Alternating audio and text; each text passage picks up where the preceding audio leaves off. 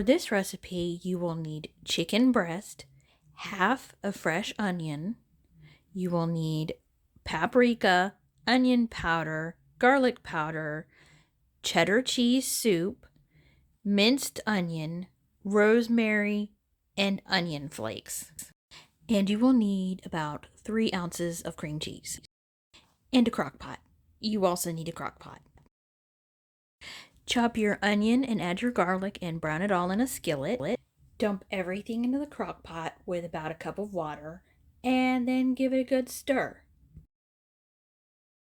About 2 hours before you serve it, put in about 3 tablespoons of cornstarch to thicken up your sauce.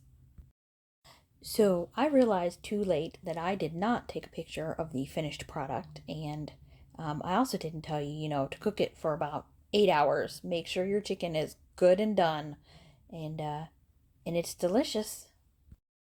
On this particular day, I decided to serve it with dinner rolls, but you could serve it with rice or pasta. Your possibilities are truly endless. Thank you for tuning in. See you in the next video. Bye.